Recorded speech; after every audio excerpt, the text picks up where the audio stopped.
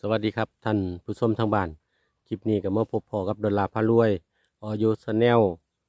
หรือว่าอาจารย์โยเพื่อนพี่น้องเอาในคลิปนี้ก็มาพบพอกันในวันที่14มกราคม2569หลังจากที่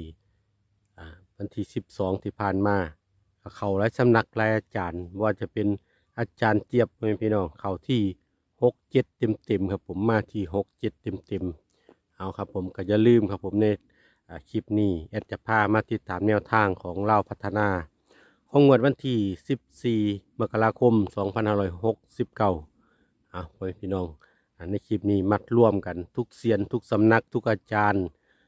ก็จะเลื่อนผ่านพ่อพี่น้องจะบ่ได้พลาดหรือว่าบ่เห็นคลิปทุกอาจารย์พ่อพี่น้อง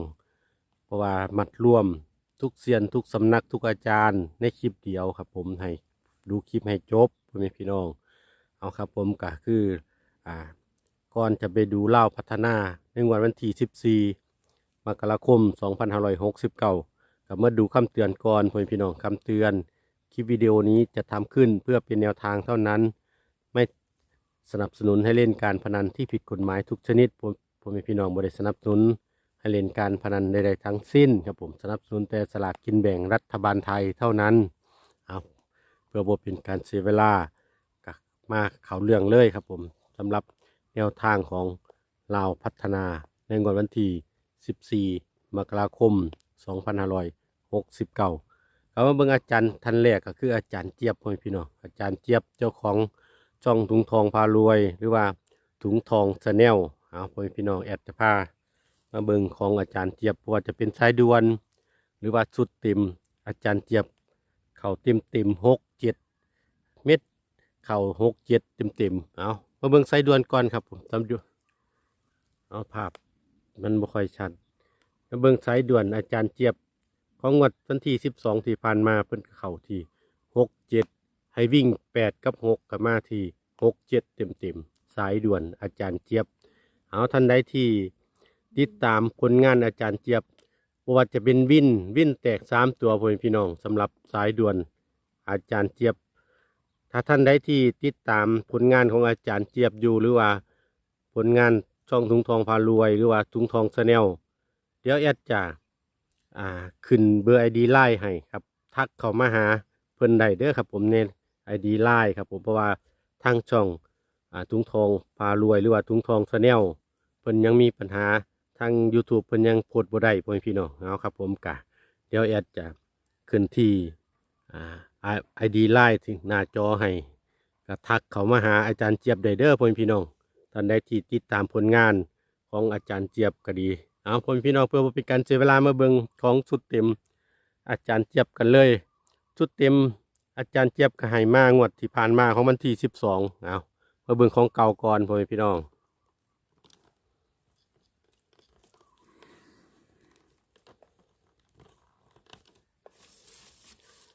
มาเบิ่งของเก่าก่อนพ่อพี่น้องแอดของอาจารย์เจี๊ยบนี่ของเก่าเพิ่นให้วิ่งที่8บนล่างแต่ว่าเลขวินเพิ่นมี6กับ7จับคู่6-7เต็ม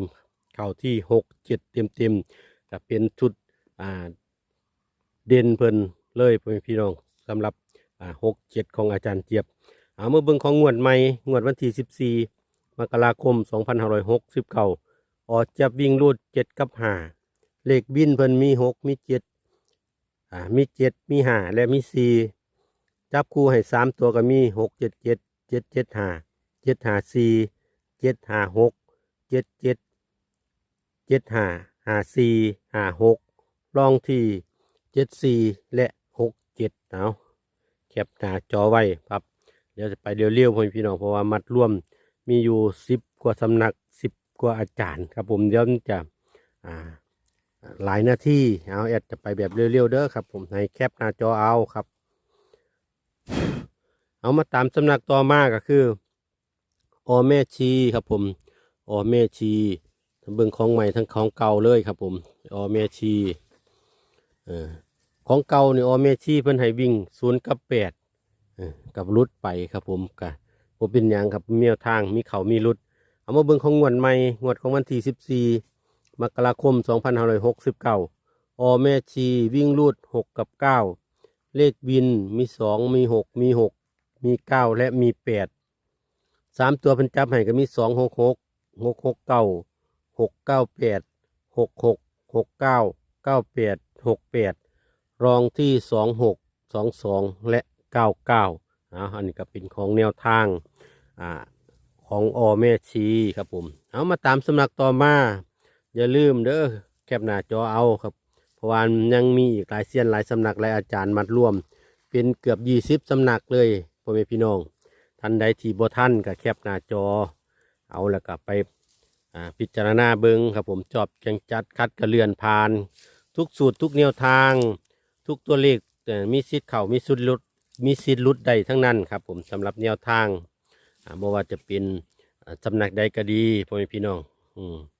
ให้เฮาพิจารณาเอาสอบจังจัดคัดกระเลื่อนผ่านทุกสูตรทุกแนวทางจะเป็นการคาดเดาอัคเนศทุกสำนักแบบพ่อแม่พี่น้องเอามาเบิ่งสำนักต่อมาก็คือปู่แสวงมาเบิ่งของเก่าของใหม่มาเบิ่งปู่แสวงนี่งวดเก่างวดวันที่12มกราคม2569ปู่แสวงวิ่งรูด1กับ7เด็กวินเบิ่นกับเข้าที่6 7เต็มเส้นกันครับผมสำหรับปู่แสวงส่วนของงวดวันที่14มกราคม2569ปู่แสวงวิ่งรูด0กับ8เลขวินมี5มี6มี0มี8และมี2 506 608 082 06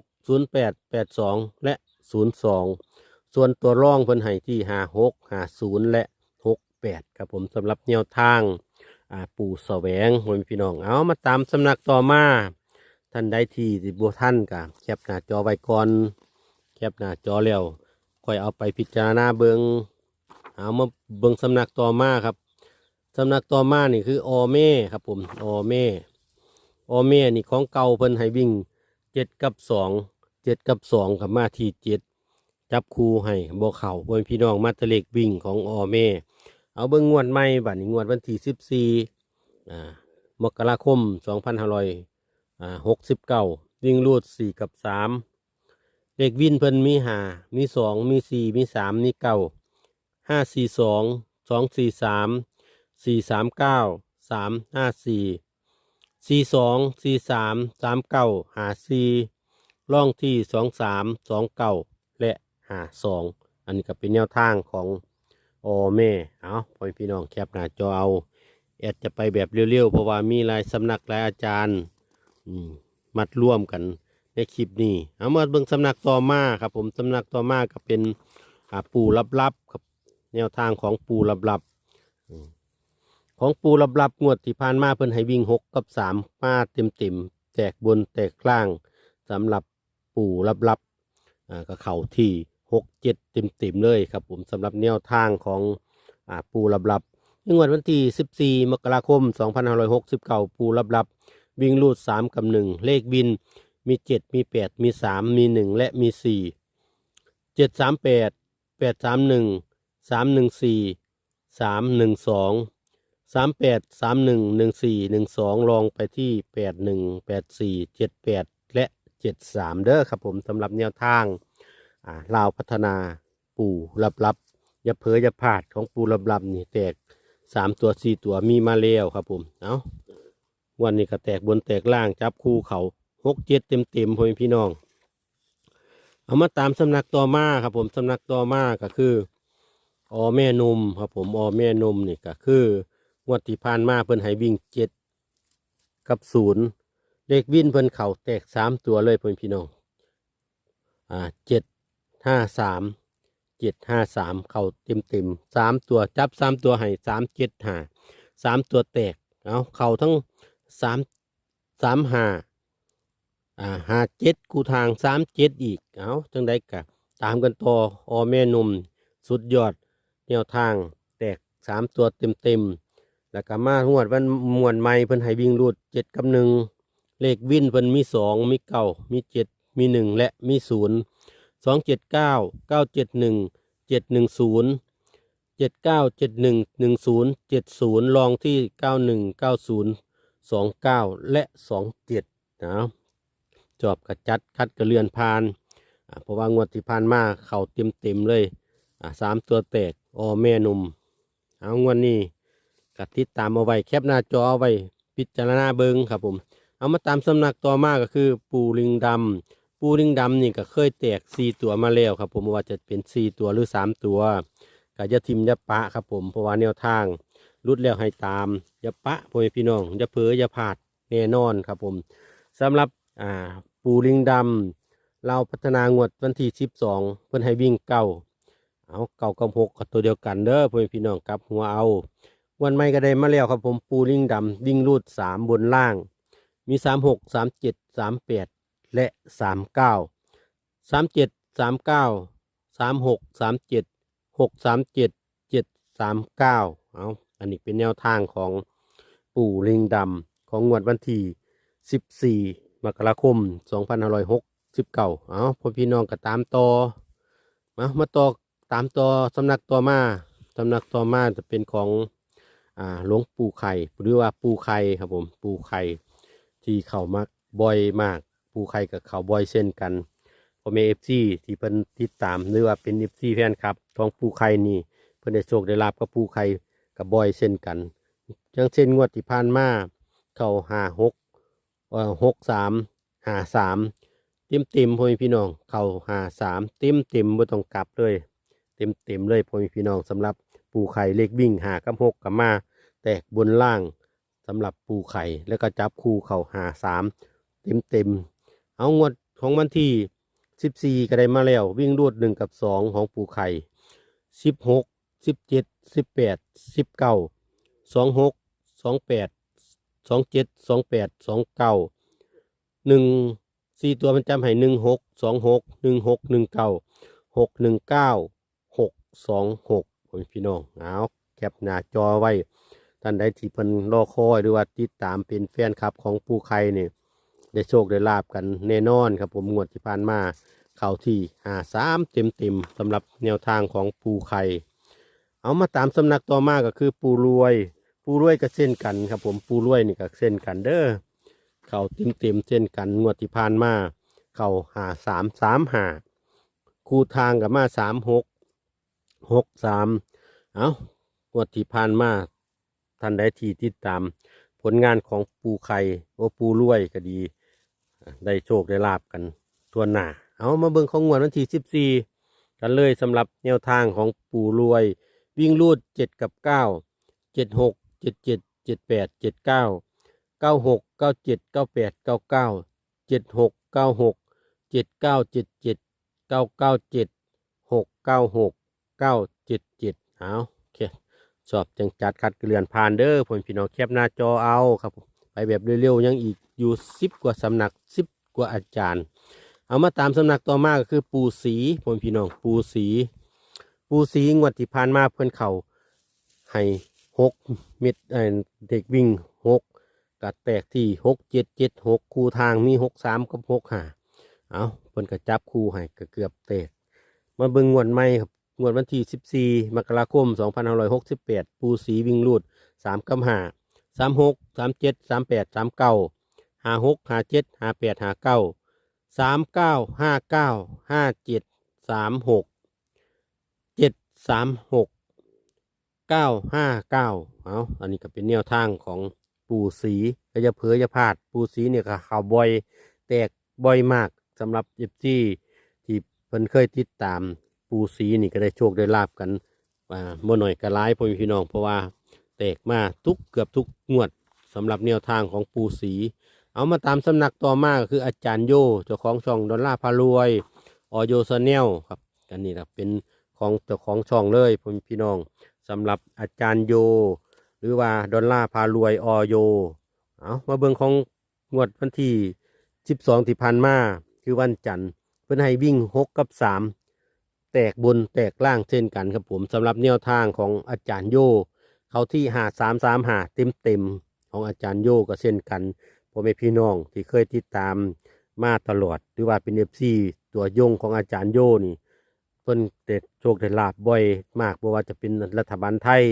หรือว่าลาวพัฒนาก็ดีอย่าเพ้ออย่าพลาดแน่นอนครับผม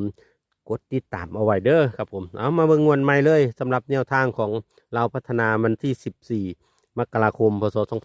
2569ออโยวิ่งรูด1กับ8 1กับ8ครับแล้วก็เพิ่นจับคู่ให้มี16 17 18 19 86 87 88 89 16 19 16 88 619 688เอานี่เป็นแนวทางของอาจารย์โยอย่าเพ้ออย่าพลาดมีแตก3 ตัว 4 ตัวแน่นอนครับผมในงวดนี้เอามาตามสำนักต่อมาแคปหน้าจอเด้อแอดจะไปแบบเร็วๆเพราะว่ามีหลายเซียนหลายสำนักหลายอาจารย์ที่รออยู่เพราะว่ามัดรวมในคลิปเดียวเลยเอามาเบิ่งสำนักต่อมาคืออาจารย์พัดอาจารย์พัดพ่อแม่พี่น้อง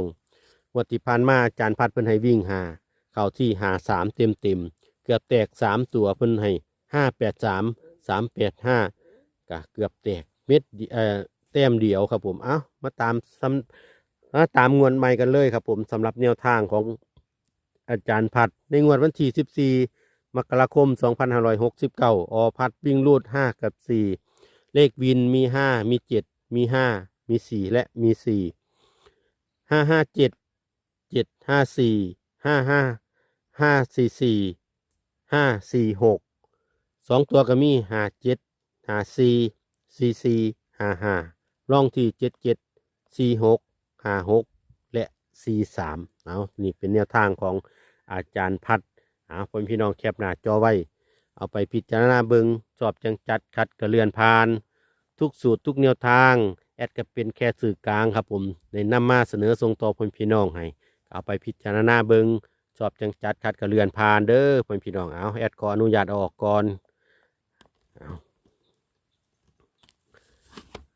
เอาสุดท้ายนี้ก็ต้องขอกราบขอบบุญขอบคุณ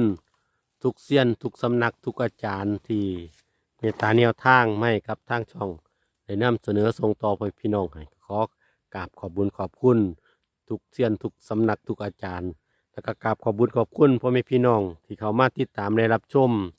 คอยกดไลค์กดแชร์กดกระดิ่งแจ้งเตือนหรือว่ากดซับสไครต์ให้ครับทางช่องก็ขอกราบขอบพระคุณมากๆเอาสุดท้ายนี้แอดก็อวยพรให้พ่อแม่พี่น้องช่วงปีใหม่นี้ก็ขอให้รักษาสุขภาพกันนำพ่อแม่พี่น้องเพราะว่าอากาศเย็นอากาศหนาวครับผมกลางคืนนี่ก็หมอกลงหนาวเย็นครับเอาก็ขอให้ดูแลสุขภาพกันด้วยแล้วก็ขออวยพรให้พ่อแม่พี่น้องขอให้มีแต่ความสุขความเจริญอย่าเจ็บอย่าจนร่ำรวยทุกท่านสำหรับคลิปนี้ดอลลาร์พารวยต้องขอตัวอำลาไปก่อนเอาไปพบพ่อกันในคลิปหน้าสวัสดีครับ